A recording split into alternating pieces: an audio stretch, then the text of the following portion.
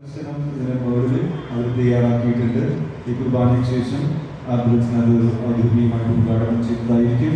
ഈ ദിവസങ്ങളിലൊക്കെ നമ്മുടെ യൂത്തിലെ കുട്ടികൾ ഇതിൻ്റെ പിറകിൽ തന്നെയായിരുന്നു. ഒരുപാട് ദിവസം അവർ രാത്രിയും പകലും ഒക്കെ ഉറക്കം ഒഴിച്ച്. ഇംഗ്ലണ്ടിലാണ് തോമസ് മൂർ ജനിച്ചത്. ഹെൻറി എട്ടാമന്റെ ചാൻസലർ പദവി വഹിച്ച ആളായിരുന്നു വിശുദ്ധൻ. ഒരു പൊതുസേവകൻ എന്ന നിലയിൽ വിശുദ്ധന്റെ ജീവിതം മാനുഷിക അവബോധത്തിൻ്റെയും ക്രിസ്തീയ ജ്ഞാനത്തിൻ്റെയും ഒരു അസാധാരണ സങ്കലനമായിരുന്നു. ഒരു ആത്മായ ഭരണാധികാരിക്ക് യേശുവിൻ്റെ തിരുസഭയിൽ യാതൊരു അംഗീകാരവുമില്ല എന്ന വിശുദ്ധന്റെ നിലപാടിന് അദ്ദേഹത്തിന് സ്വന്തം ജീവൻ തന്നെ ബലി കഴിക്കേണ്ടതായി വന്നു. പ്രസിദ്ധനായ വക്കീലും മാന്യനും 4 കുട്ടികളുടെ പിതാവുമായിരുന്ന വിശുദ്ധൻ ഇംഗ്ലണ്ടിലെ ചാൻസലറായിരുന്നു. അഗാധമായ ആത്മീയതയുള്ളവനായിരുന്ന വിശുദ്ധൻ ആരഗോണിലെ കാതറീനെ വിവാഹമോചനം ചെയ്തുകൊണ്ട് ആനബോളിനെ വിവാഹം ചെയ്യാനുള്ള ഹെൻറി രാജാവിൻ്റെ തീരുമാനത്തെ എതിർത്തു. മാത്രമല്ല, മാർപ്പാപ്പായെ നിഷേധിച്ചുകൊണ്ട് റോമിൽ നിന്നും വേർപിരിഞ്ഞ് ഇംഗ്ലണ്ടിലെ സഭയുടെ പരമാധികാരിയാകാനുള്ള രാജാവിൻ്റെ ശ്രമങ്ങളെ വിശുദ്ധൻ അംഗീകരിച്ചതുമില്ല. രാജ്യദ്രോഹ കുറ്റത്തിന് വിശുദ്ധൻ ലണ്ടൻ ടവറിൽ വിചാരണ ചെയ്യപ്പെട്ടു. കുറ്റവിചാരണയിൽ തൻ്റെ മനസാക്ഷിക്കനുസരിച്ചുള്ള തൻ്റെ പ്രവൃത്തിയിൽ ക്രൈസ്തവ ലോകത്തെ സകല സമിതികളുടെയും പിന്തുണ തനിക്കുണ്ടെന്ന് തിരിച്ചറിയുന്നതായും വിശുദ്ധൻ പ്രഖ്യാപിച്ചു. ഒരു സുപ്രധാനിയായ നയതന്ത്രജ്ഞൻ, ഉപദേഷ്ടാവ് എന്നീ നിലകളിൽ തിളങ്ങിയ വിശുദ്ധൻ യഥാർത്ഥ രാജഭക്തി രാജാവിൻ്റെ തീരുമാനങ്ങളെ അന്ധമായി സ്വീകരിക്കുന്നതല്ല എന്നറിഞ്ഞുകൊണ്ട് തൻ്റെ ധാർമ്മിക മൂല്യങ്ങളെ രാജാവിനെ പ്രീതിപ്പെടുത്തുവാനായി ബലി കഴിക്കുവാൻ തയ്യാറായില്ല. രാജാവായിരുന്ന ഹെൻറിക്ക് ഇത് വ്യക്തമായി അറിയാമായിരുന്നുവെങ്കിലും വിശുദ്ധനെ തൻ്റെ പക്ഷത്താക്കുവാൻ വ്യർത്ഥമായി ശ്രമിച്ചു.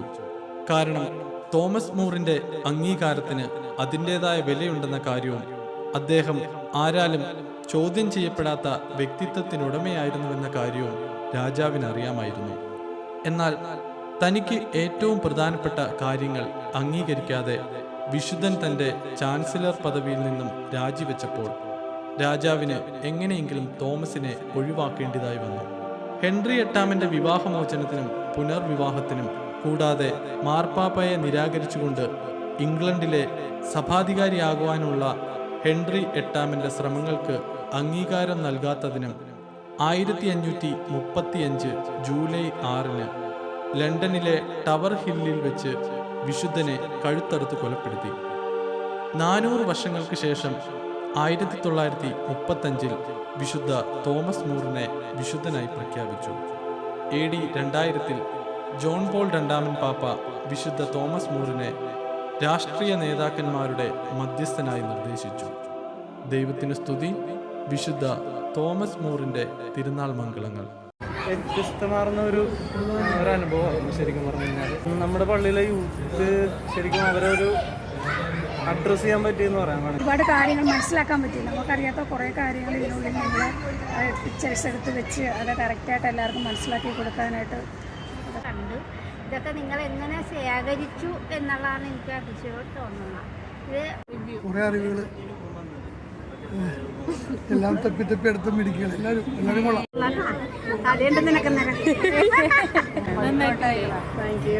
നല്ല ഭംഗിയുണ്ട്. അതിൻ്റെ അത് എന്താണെന്നുള്ളത് വിശദീകരിച്ചിട്ടുണ്ടല്ലോ. അതുകൊണ്ട് തന്നെ എനിക്ക് ഒട്ടും തന്നെ അറിവില്ലായിരുന്നു കുഞ്ഞാളുടെ കാര്യത്തിൽ. Okay, thank you. എല്ലാം നല്ല അടിപൊളിയായിട്ട് സെറ്റ് ചെയ്തിട്ടുണ്ട്. കൊള്ളാം.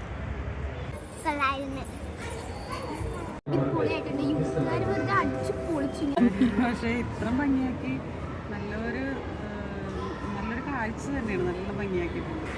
ഇതിനു വേണ്ടിയുള്ള നിങ്ങളുടെ പ്രയത്നത്തിനെയാണ് ഞങ്ങൾ അപ്രീഷിയേറ്റ് ചെയ്യുന്നത്.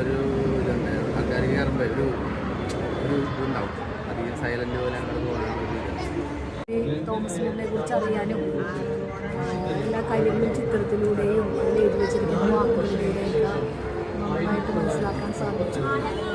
ഞങ്ങളുടെ ഇടവകയിലെ യൂത്തിന് പ്രത്യേകം നന്ദി. ഏതായാലും ഈ തോമസ് മൂറിനെ യൂത്തിലെ പിള്ളേർ സൂപ്പർ.